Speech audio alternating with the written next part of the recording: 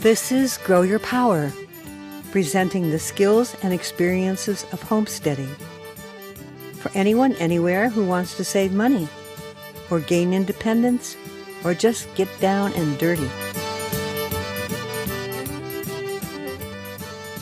I am Anne Greenfield, your host for the day, and today I'll be presenting the Hearth Folk School. One of the primary tenets of my shows is that in learning to make things, we grow our power, we find new abilities, and we exercise that wonderful feeling of creativity. We can save money and the earth's resources by minimizing the commercial products we need to buy. As a homesteader, with time but no money, I either taught myself or found teachers or learned from a book how to do whatever needed to be done. I learned to plumb a water system, gut a roadkill, make a basket, cure olives, shave a fir pole, and many more things.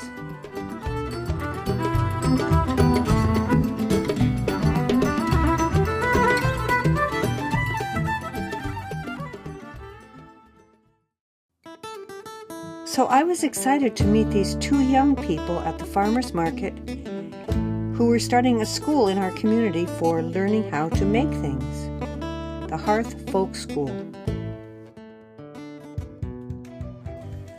The Hearth Folk School follows a pattern of other folk schools in the nation, but what exactly is the Hearth Folk School? I would like to introduce right now Raleigh Campbell and Nick LaHaze. They are the co-founders of the Hearth Folk School. Hello, Nick. Hi, Anne. Thanks for having us. Hello, Raleigh. Hi. So first of all, I'd like to ask you, how did this all get started? Yeah, great question. There's a story that comes to mind first. Both of us have been active in these different traditional skills gatherings that happen around the country, and specifically Buckeye Gathering, which started here in Sonoma County.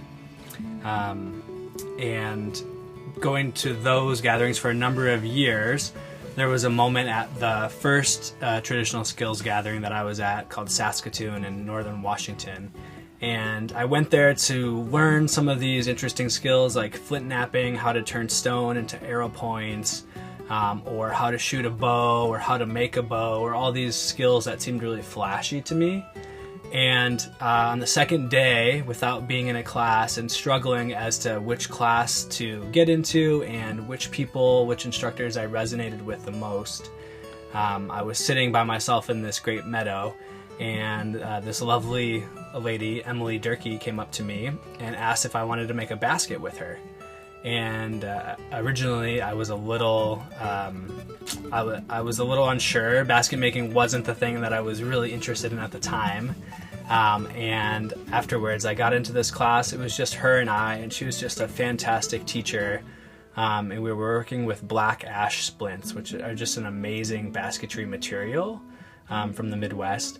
And I just fell in love with basketry at that moment and started really diving in head first and learning as much as I could about basket making, and then started teaching at these gatherings as well, and mostly teaching how to make willow baskets now.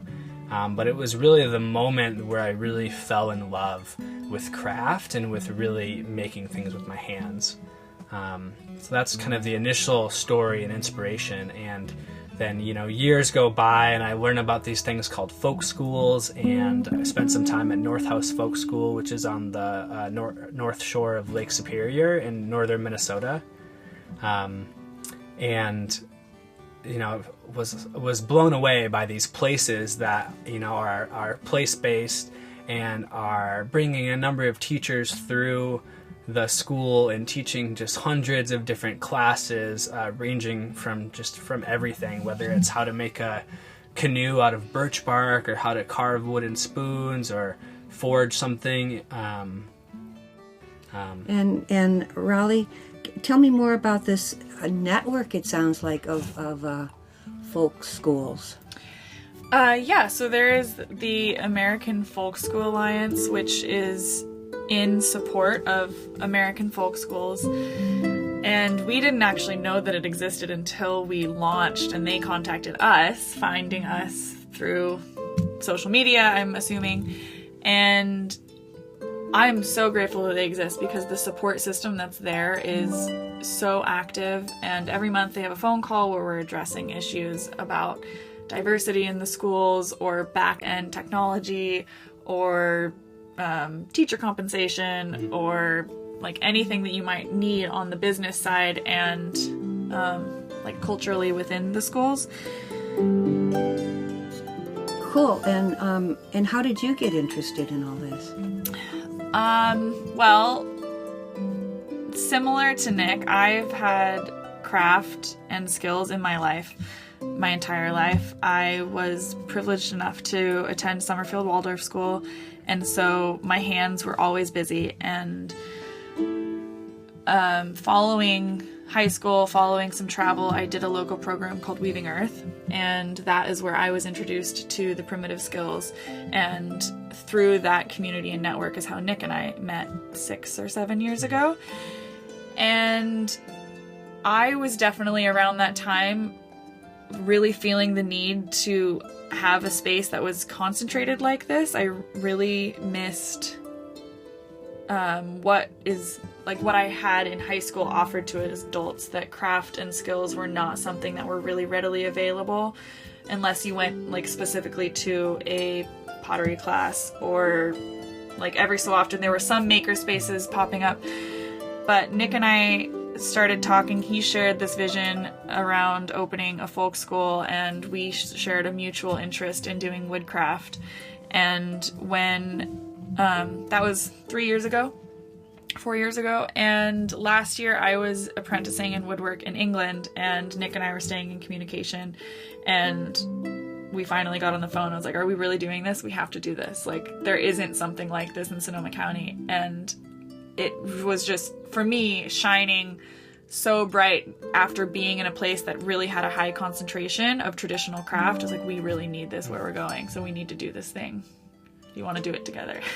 I'm excited to hear that, because, yes, I've been a teacher of young children, and we do lots of crafts and we make a lot of things, but there isn't a place for adults to go and be children and still make things. Totally, yeah. I'm working at a Waldorf high school right now in the area, and I always hear that from the parents. You know, their kids are learning all these amazing handcrafts, and the parents are always wanting a space to go to be able to learn some of these same things. Mm-hmm.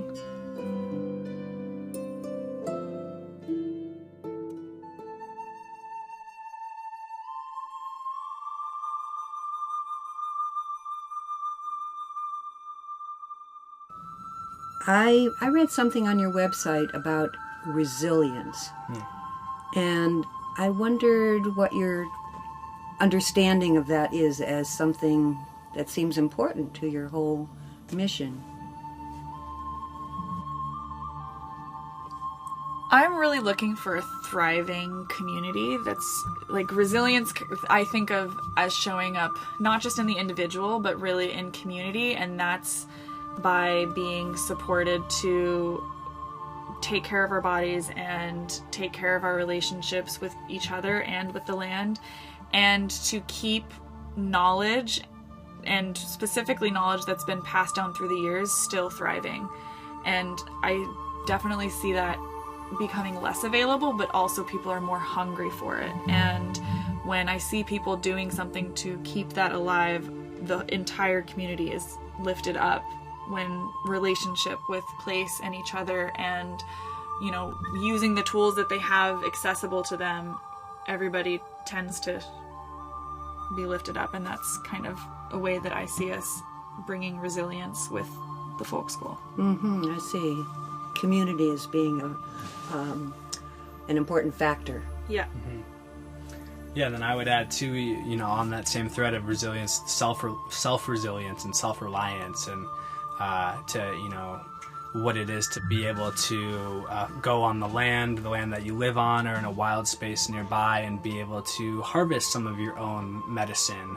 Harvesting elderberries if you have a cold, or harvesting some local willow on the roadside that has been coppiced, that you're then weaving into your own basket. There's a resilience as well with knowing how to turn natural materials around you into something useful, and then being able to do that yourself instead of relying on big box stores to be able to buy baskets from, or whatever that might be.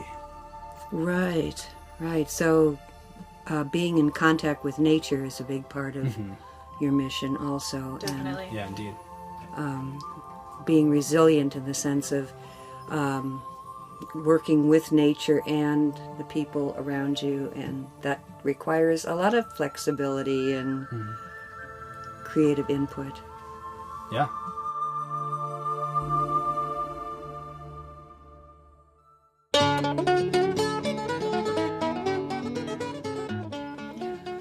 And so you have a place where you believe you can draw people into so that people work together? Yeah, we have we're a newer organization here in town, but we have a workshop space and classroom space that we just started renting at a farm outside of town, outside of Sebastopol. And where we're hosting classes, and we've been trialing this before really fully launching, and hosting different teachers from around the country to teach some of the things that they're really passionate about and the things that they've been honing their craft at. And then we've been running a handful of classes already right now, and it's been going really well. It's been a lot of fun to see the enthusiasm that people and students are bringing to learning something new and learning how to make something with their hands. And you charge for these classes, and are they ongoing classes or one-time classes? Yeah, we charge for these classes to keep ourselves going, and really to compensate the instructors. That was really important for us, to give folks with this knowledge like an avenue for them to be supporting the work that they've done in their lives. And some classes are ongoing. There's some that are in the format of a series that people can either drop into one, or they can go to multiple ones over weeks, potentially months in the future. And then there's a lot of one-off classes as well. But in general, our mission would be that people that come to one class are hopefully going to come back to other classes, or to other events, or to open workshop days that we have, so that they have an element of weaving this into their life where they feel supported to explore these things.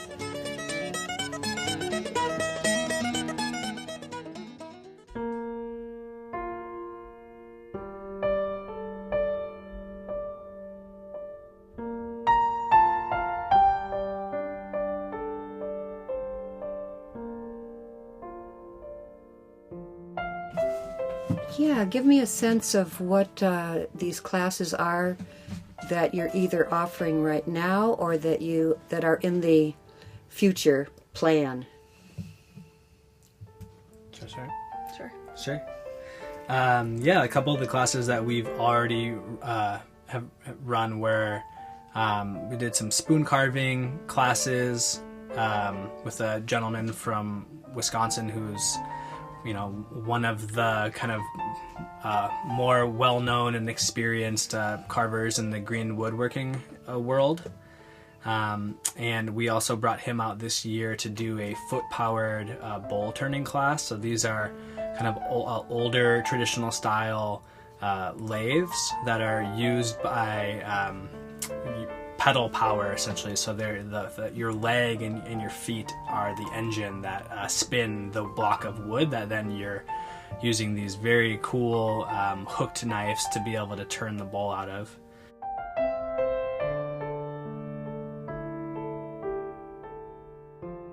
We also have we've had two series around nature and ecology. We had one around getting to know birds, getting to know our backyard birds, getting to know where they live and why they live there, and how they work with the ecosystem. And then also how the communication between birds can inform us around what else is present on the landscape, what the season's like, and also potentially our inner landscape and how we're moving through the land. And then right now we're in the middle of a series on snakes, which is going beautifully. We've had people come all the way from Santa Cruz for this entire series. And with this series, we're moving between 4 different parks within Sonoma County to have the opportunity to see how snakes and reptiles thrive and live and represent those spaces. And with this class, I'm really excited that our instructor, Roy Blodgett, he's really weaving in the cultural representation of snakes and a bit more of the bigger picture of how snakes has influenced the human realm over time and through history. And then we just recently had a sweet class, a butchery class, with a woman named Lisa Redman, who's come out from North Carolina, and we really are hoping to host her biannually. She runs small classes on butchering. In this case, we are working with a cow and helping people identify the cuts and how the different parts of the animal are working together. And this, for me, is a really important class to offer as more connection to where our food is coming from and more reality of what it is that we're consuming and taking and how it's connected to other life.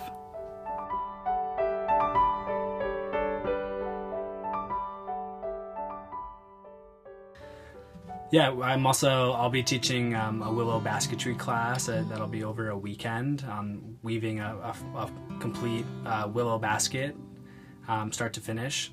And we also have a gentleman who makes leather in a traditional brain tanning method, so he'll be teaching a class on leather making, and that's a slightly longer class. I believe it's a 4 or 5 day class. And we have some more woodworking classes in the mix coming right now that are kind of a lot of the woodworking we're currently interested in is more hand tool based versus large power tools, finding that it's more accessible for people to be able to take these hobbies and skills home afterwards if there's a low cost of entry into continuing to practice the skill in the craft. Well, originally I saw you kind of peripherally at the farmer's market, and a couple of my friends said, "Oh, you've got to interview them. That he's a very interesting man."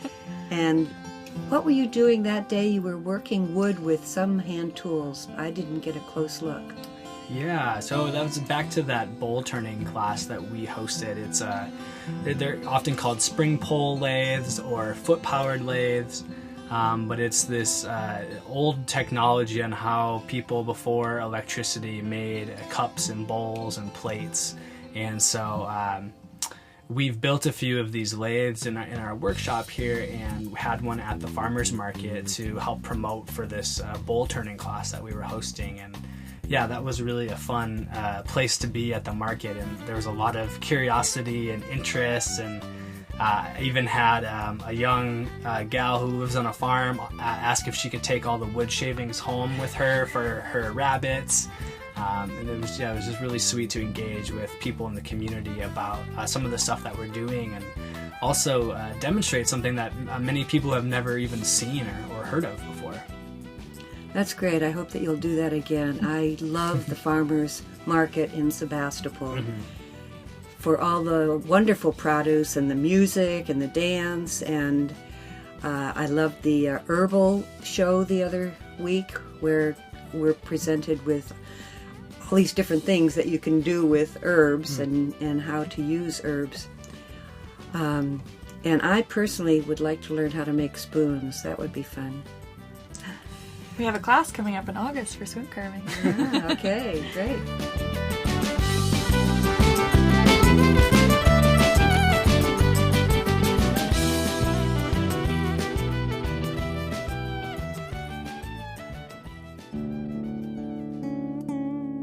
And I was interested in something you said, Raleigh, about in talking about environment or teaching environment, that you were interested in the teaching the inner environment.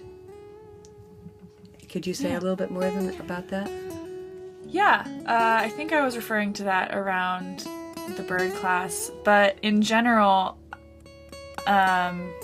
when working with our hands, it's directly tied to our brains, and I find that spending time doing fine work with my hands, particularly for me, it was spoon carving and basketry, that it's a great way to quiet my mind, especially once I've crossed the threshold of somewhat knowing what I'm doing. And there's this space that I have very few other places to really enter into the rest of my life. And now I feel lucky to have it be a much bigger part of my life. But I don't have the science references on it, but I know that there's more research being done now around craft and working with our hands and spending time in nature, and how that can reflect what's going on for us internally, and how it can heal us, and how it can provide things that we're missing a lot in today's modern life, where everything is right in front of us when we need it, and we can order it on Amazon and it shows up on our doorstep, and we do the bulk of our work in front of screens.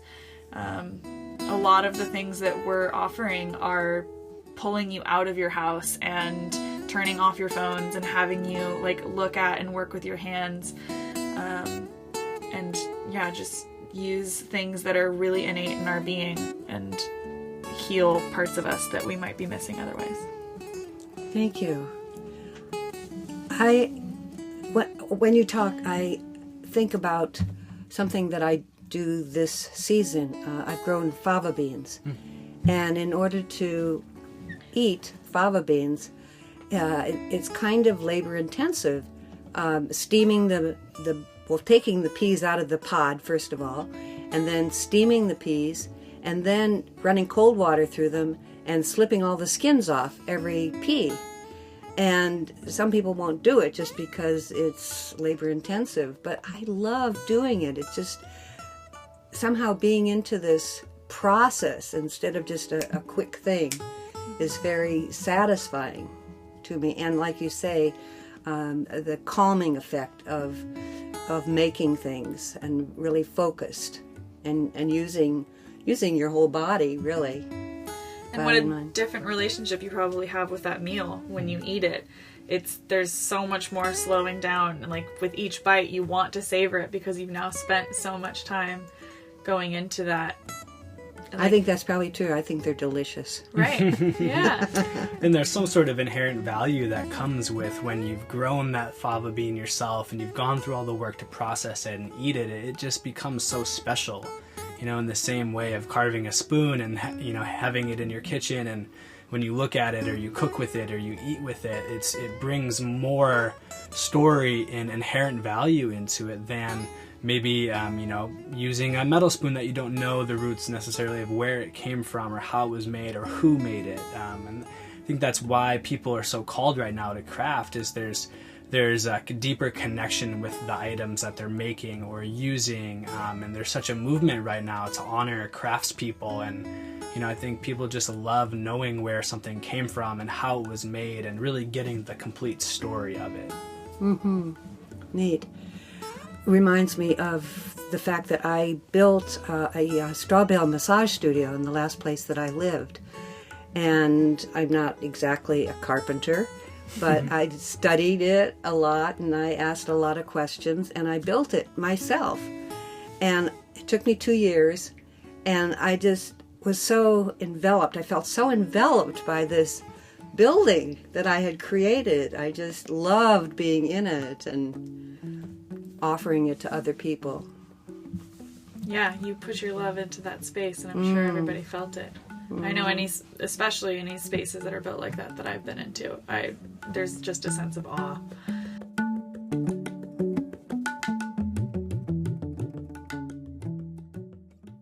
And then sharing it with others too, and that's part of where the value is too. With whether we're sharing that meal of fava beans with someone, or just how important the piece of sharing it is, or sharing these skills, and that community is such an important part, and has been in the original design of folk schools where they come out of Denmark and Northern Europe, and that community is so important. And we've been carrying that theme along with us as well, and knowing that it's important to share food and share a break and eat lunch together during these classes that we've been hosting, and that we can all stop together and slow down and connect and just be able to talk with each other about whether it's about the class or not, that there's something so important too about sharing food with one another, and what that does for building community.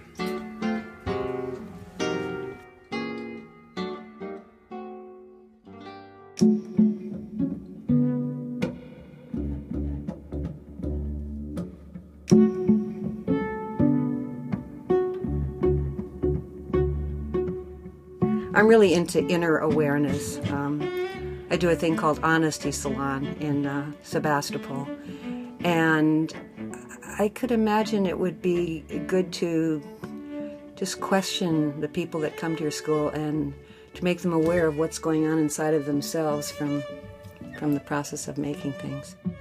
Oh yeah, it naturally comes up. There's usually a point, like I was just doing a spoon carving class this last weekend, and people show up, they're excited, they're curious, they're maybe a little nervous, they're working with something that's sharp, and the first 10 minutes go by and I see a big difference from when they started, where there is more confidence, and then something's starting to become easier, and then a little bit more time passes, and it kind of like we go up these valleys or up these mountains and plateau, and then up again and then plateau, and when you hit those plateaus, people start to get frustrated and not realize the strides that they've made.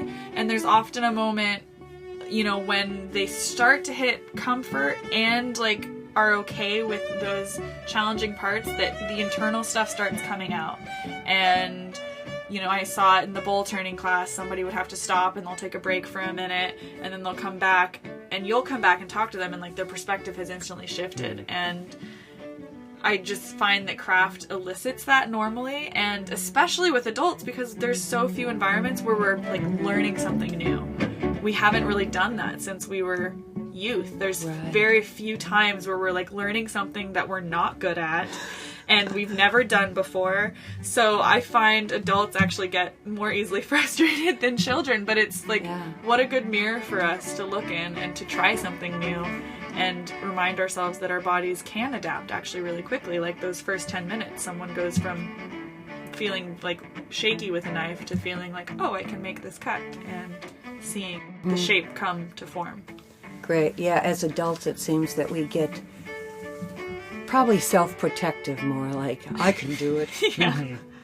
I can do anything, and then when you find yourself not quite being able to do something, it's going to be stressful. Yeah, that's really one of my favorite things about teaching basketry classes is, seeing that the basket really becomes a mirror for how we're doing in that moment and how we treat ourselves. I see people who get really frustrated easily and maybe then want to stop and throw their basket aside, or say rude things about how the shape that it's taking, how it isn't the way that they wanted it to be originally, or perfectionism comes up, or hurrying through it. It very much so shows us who we are in that moment and kind of our inner landscape a little bit more, and it's kind of one of the hidden secrets about what craft can do. It's really something special.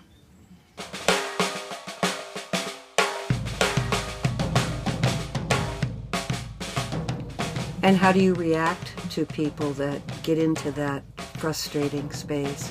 Well, I always try to set the classes up ahead of time, telling them that this might happen, and also to pay attention to what emotions are coming up internally as they're weaving. And I'm always here as a teacher of this skill, but also in a way as kind of a coach to help them move through whatever frustration, whether that, if that's frustration that's happening in the moment, but just to help them have a little bit more perspective of that they're learning something new, that it might take time to master it, that I tell them the story of the first basket I made, or if I have it there, I can show it to them and really reassure them that it's going to be okay, and if maybe they're weaving and a stick breaks, that there are ways to fix that, that there is really no way to fail at it. Great. I think you'd be a nice person to work with. I hope so. No, I want to take your class.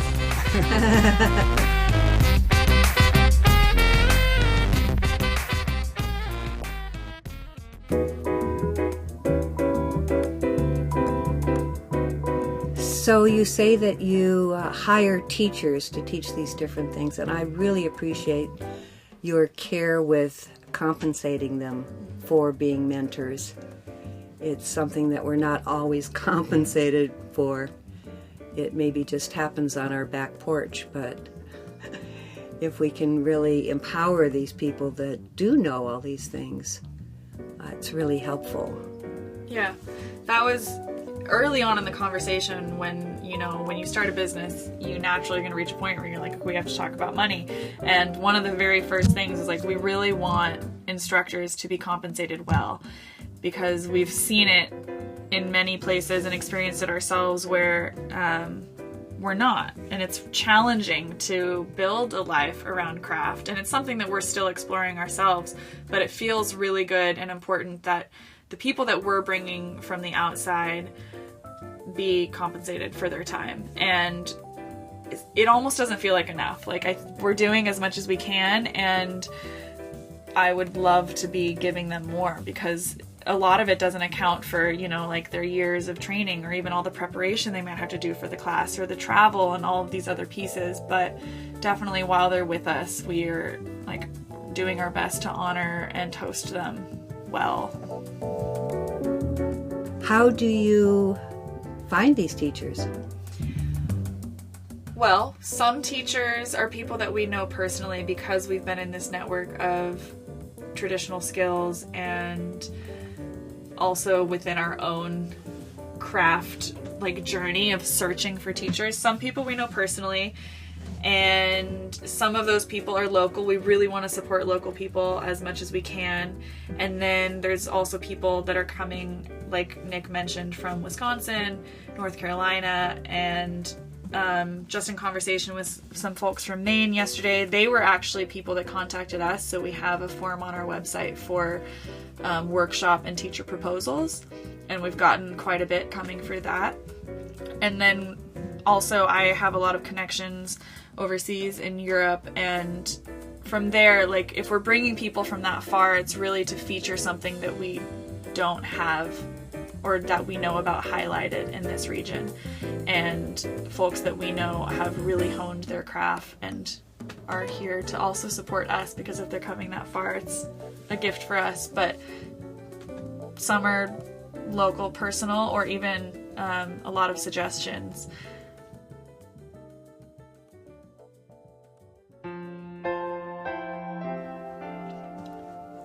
And you're connected to this nationwide organization. What's the name of that again?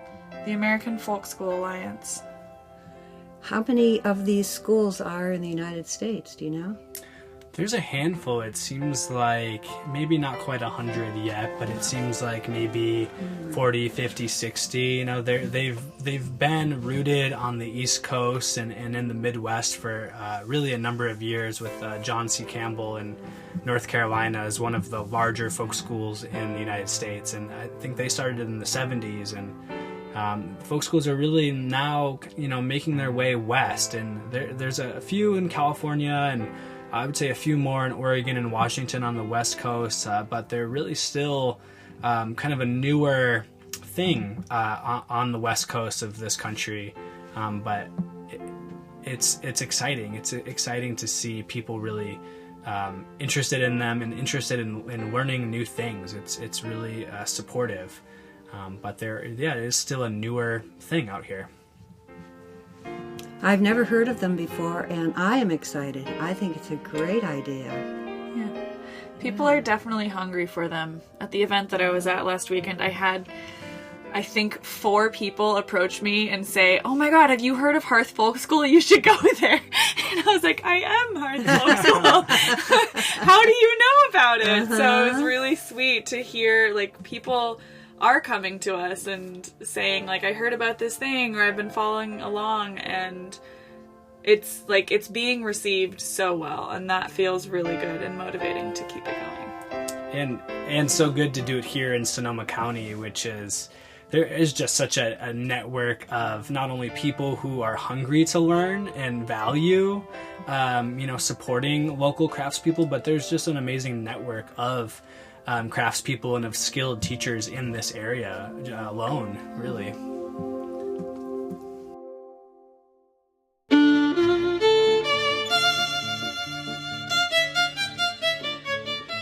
Do you do anything with music?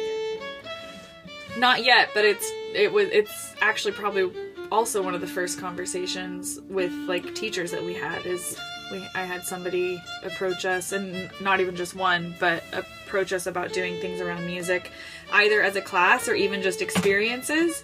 I would say that part of our vision is, as we're more sustainable with supporting ourselves, like the space and the business through classes, is we really want to offer regular events that are like free and community based or donation based. So whether that's barn dances or music nights or open workshop spaces. So I think that music is such a key element, like, to community, that you know, sharing food and gathering around music and gathering around story, that those are all elements that we want to offer either in classes or as experiences.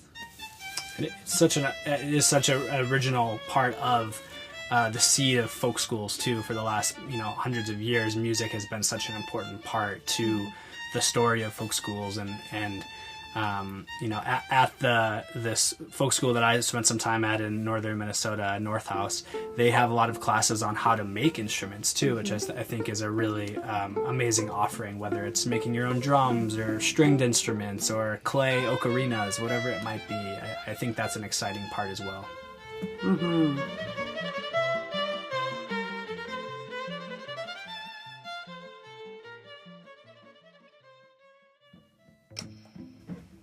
In my shows, I encourage people to learn how to make things and to be resourceful, and if they have a need at their house, that they figure out how they can do it without going to a store. And part of my philosophy is that we've just become kind of slaves to this corporate system that is not really treating us very well, and it would be good to withdraw from that system somewhat, as much as we can, and not be dependent on it, and be able to use the resources in our community and the people in our community to do things, to share our skills.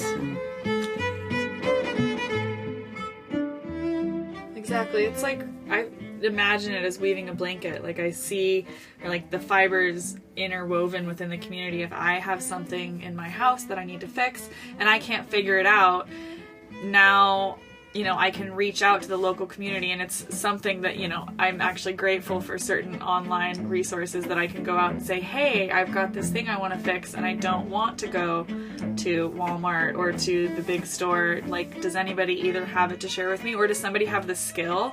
And I see that happening in Sonoma County, and I see it happening lots of other places, but it's like adding threads to that fiber and making it tighter and stronger so that we can catch each other and support each other in doing things on our own and not be so reliant on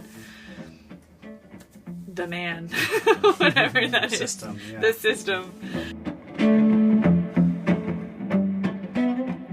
Perhaps talking about like the Sebastopol Time Bank. I don't know if you know about that, but that is trading skills just by offering an hour of massage, which then goes into an accounting system, and then I or that person can take from the system too, say, I need my grass cut. Mm-hmm. Mm-hmm. And so there's no trading of money at all. Yeah. Yeah, I was involved in the Santa Cruz Time Bank when I lived down there for a while, and I love that. And Santa Cruz also had a reskilling expo where they would, over a weekend, they would host different couple-hour classes or conversations, whether it was on how to raise bees or how to set up a composting toilet at your house, or different sorts of, a little bit more geared towards the homesteading skills, but just in the same vein of becoming more resilient, really. Mm-hmm. Let's do that up here. Yeah. What's that? Let's do one of those up here, Yeah, a reskilling event. expo. Yeah. Uh-huh. Yeah.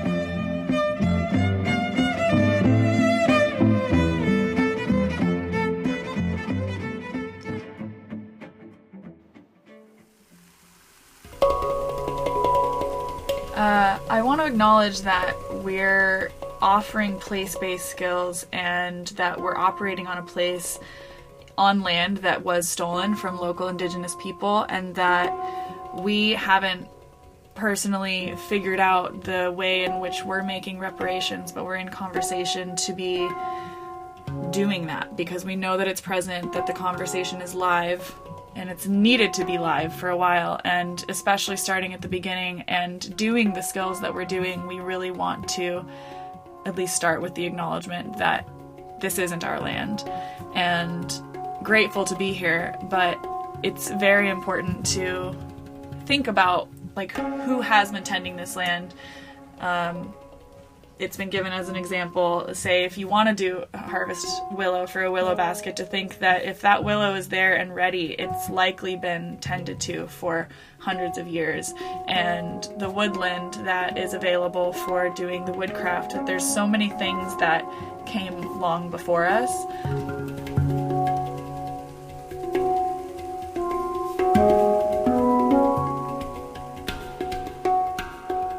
There's certain skills that we are definitely trying to steer in the direction of bringing in folks that have been carrying this knowledge and carry the lineage much longer, particularly the kind of unfortunately named primitive skills that we want held and featured by local indigenous folks. For example, like acorn processing or pine needle basketry, or things that are very representative of this local ecology and place.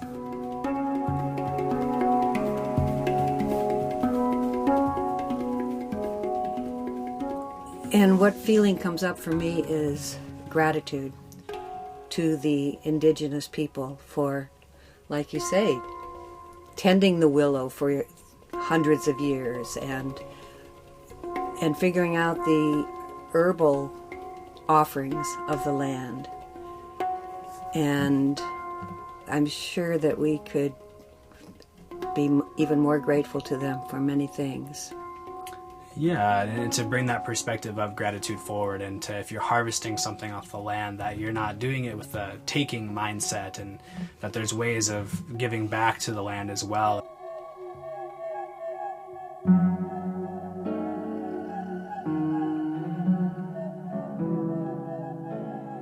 You know, we ran a class in the Laguna that was a bird class, and, you know, we're out there learning about the history of that place, and to know that all those amazing oak trees that are there, you know, are there. They didn't necessarily just happen to be there, you know, that they might have been planted by someone, or that they've definitely been tended over the years by people who are maybe collecting acorns or just in relationship with that place. And so it's important for us when we start our classes to have these acknowledgments, and as well as these teachers who are bringing in different skills, that they're also acknowledging where they learn these skills and who are the people that they learn these skills from as well. That it's that there's always more to the story, and that we're sharing as much of the story as possible. I really appreciate that. Yeah. It's really good to hear.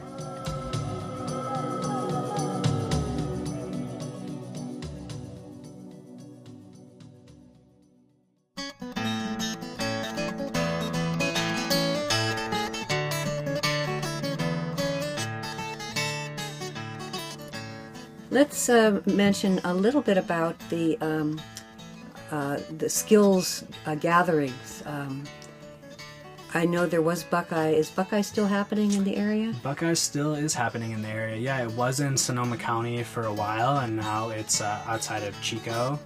Is where they've moved locations, and to say that, yeah, that's a place that I really got started teaching some of these skills, and really was exposed to a lot of amazing skills and teachers and ideas and concepts, and that these gatherings have been happening for a long time in this country, and that there's many of them along the West Coast and all over the country, in Arizona and Idaho, and that it's a great place for people to get exposed to learning new skills, and be exposed to a community that values learning those skills. And an important part of how it relates to our school as well is that there's gatherings are often week long, and that sometimes it's hard for people to get away for a week and take time off of work, or also bring their family or leave their family. And so wanting to be a place locally where we're offering some of these types of classes in a smaller time commitment, maybe just on the weekend or an afternoon class, that's a little bit of more of just an exposure to something. Right. Yeah. Right. Maybe name a couple of these gatherings. What is it, Rabbit something? Yeah, we've got Rabbit Stick, which happens in Idaho, and Winter Count, which are some of the older ones in this country. And of course, Buckeye here is our local one. There is Acorn Gathering in Santa Barbara. Yeah, and there's a few in Oregon, Echoes in Time, Sharpening Stone. There's Saskatoon Circle. And there's constantly new ones popping up as well. These are some of the ones that I've, had the chance to go to or teach at. But goodness, there's just so many of them, and I can't stress how amazing they are to be able to attend if you have the opportunity to really get exposed to really learning a lot of cool skills. It's almost hard to choose what you might like to learn there, because there's so many amazing offerings and so many amazing teachers. Right, and there's usually music in the evening and right. Eating together and great community feeling. Exactly. Yeah, it's the whole piece of the puzzle. It is really important. And one of my favorite quotes is from a guy who wrote a spoon carving book, Joshua Vogel, and it's making things by hand is a fundamental part of being a human being. And as well as sharing food and listening to music around a fire at night. It's all these things are just in our biology in a lot of ways.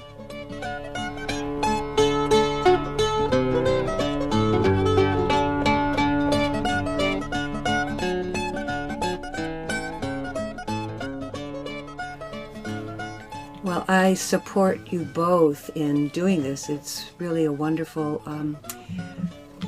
intention that you have, and you've got the creative energy right now, and do it. Go for it. Yes. Thank you. Yeah, thank you. Can you tell people how they might get in touch with you and the Hearth Folk School? Yeah, the best way to stay updated would either be via social channels, so Facebook or Instagram, which is just Hearth Folk School, or joining our mailing list, which you can do via our website, hearthfolkschool.com. And you can email us if that's something you want to do directly, either through the website. There's some forms that you can fill out, or you can email at hearthfolkschool@gmail.com. All right, sounds good. And thank you so much for being here and talking about it. Thank you so much for having us. Yes, thank you. It was really a pleasure. It's exciting to share this more with the community.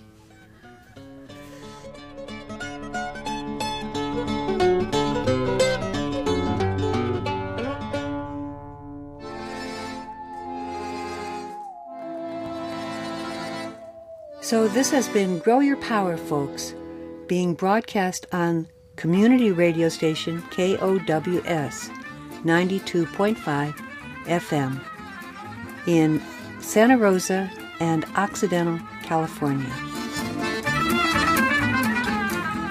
I have an archive of all the shows that I have produced, and you can go to them for your listening pleasure on SoundCloud.